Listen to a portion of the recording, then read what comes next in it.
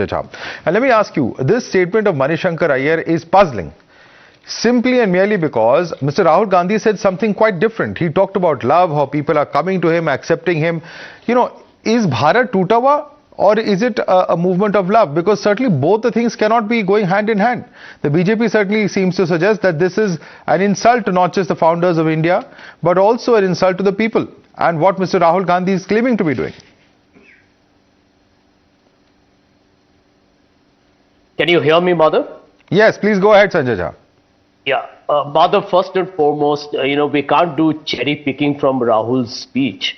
I mean, Rahul talked about ye nafrat ke bazaar mein ek pyar ki dukaan. So, I mean, the message is the same. Or Rahul Gandhi basically conveyed, and I think your viewers need to understand that people intrinsically in India are basically inclusive. They don't have hate in their DNA. What he meant to say was that the BJP is spreading through its poisonous and divisive communal propaganda a definite and a very vicious and a malicious relationship between communities. That was his bigger theme. The second point is critical, and I'm going to quote that because my friend Nalin Kohli happens to be here, and I'm going to quote to him the Supreme Court of India on hate speeches. And I would love it if Nalin kindly responded to that, because as a politician, if I say something, it will be seen through the prism. Sanjay, I'm going to come to Supreme Court. So I intend to discuss. Sanjay, let me just, may I just beg your indulgence for 10 seconds, because I'm asking you a specific question on Shankar Aiyar. We will debate what the Supreme Court has said. That is part of this debate. I'm not going to run away from that question.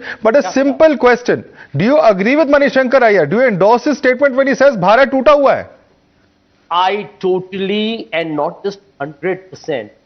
I'm going to tell you 250%. 1000% believe Shankar Aiyar has articulated the sentiments of a large number of people in our country who are truly secular liberals. And therefore, to buttress that argument, let me quote the Supreme Court. The Supreme Court said on October 22nd, this is, and I find another friend of mine smiling, so let me quote the Supreme Court here. So you're justifying. This is the 21st century. No, hear me out. This is the 21st century. What have we reduced God to? Article 51 says we should have a scientific temper. In the name of religion, what is happening? This is tragic. Can you imagine these unprecedented harsh words being used by the Supreme Court against a government whose political party is brazenly creating communal polarization? Sanjay Jha, which was the case? Which was the case in which the court made this observation?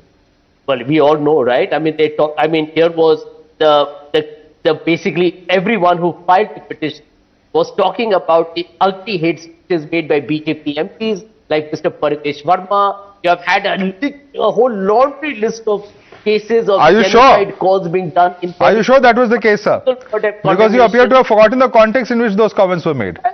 Why? What is the context?